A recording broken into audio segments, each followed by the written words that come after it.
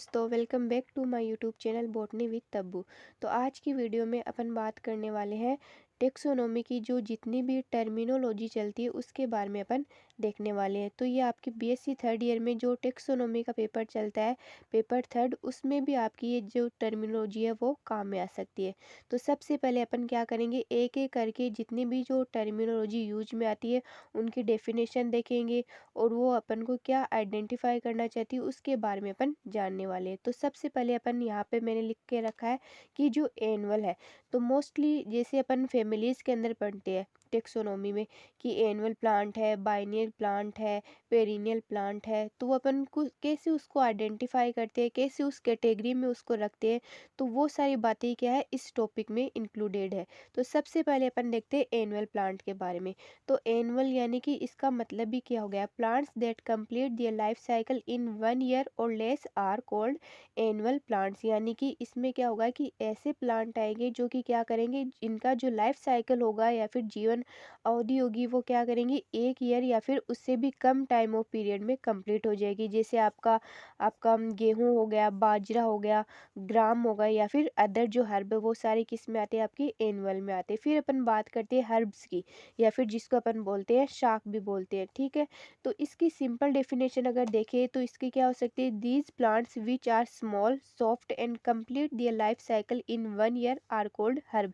तो इसमें क्या होगा कि ये छोटे प्लांट के रूप में होंगे और जो जिनका ये लाइफ साइकिल होगा वो क्या होगा 1 ईयर के अंदर कंप्लीट हो जाएगा। तो ऐसे प्लांट को अपन क्या बोल देंगे, हर्बेशियस प्लांट या फिर हर्ब की कैटेगरी में अपन उसको आइडेंटिफाई करती है।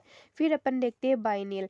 तो बाइनियल में यानी कि जैसे अपन ने एनुअल पढ़ा था, तो एनुअल में क्या था कि 1 ईयर में जो इसकी लाइफ साइकिल है वो कंप्लीट हो जाती है।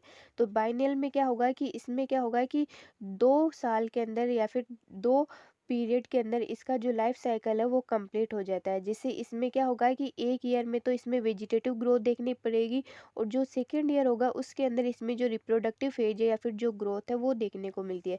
तो सिंपल डेफिनेशन अगर अपन देखें तो इसकी क्या हो सकती है, plants that complete their life cycle in more than 1 or 2 years आर कॉल्ड biennial plants in which vegetative growth takes place in the first and reproduction in the second phase. Simple यानी कि पहली फेज में तो इसमें क्या होगी, वेजिटेटिव ग्रोथ कंप्लीट होगी और सेकेंड फेज में इसमें रिप्रोडक्टिव फेज कंप्लीट होगी। अगर एग्जाम्पल की अपन बात करें तो इसमें जो गाजर वगैरह हो गए, मूली हो गई, जिसे गाजर का बोटेनिकल नेम अपन को पता है डोकस केरोटा है, मूली का रेफिनेस सेटाइवा है।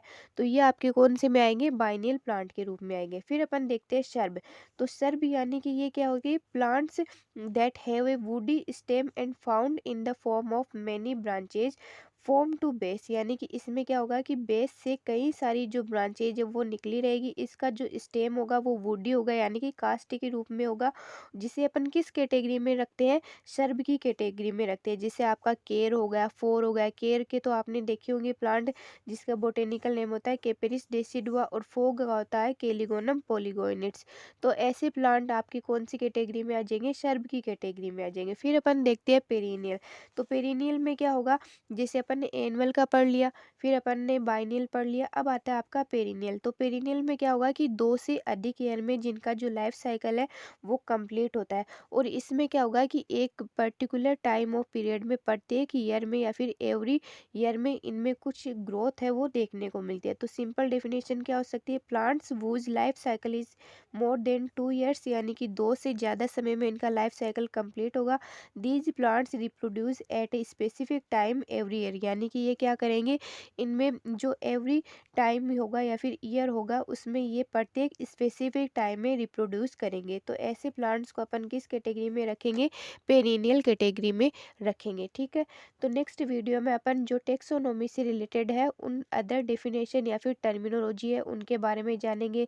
जैसे किसी में लीफ वेनेशन कैसा परजेंट है, पेरेला है या फिर रेटिकुलेट है या फिर स्टेम है तो वो रफ है या फिर सॉफ्ट है, तो उसे अपन कैसे आइडेंटिफाई करेंगे, या फिर जितने भी जो टर्मिनोलॉजी है वो आपके टेक्सोनोमी में यूज़ में लिए जाती है उसके बारे में अपन पढ़ने वाले हैं। थैंक यू सो मच, मिलते हैं नेक्स्ट वीडियो में।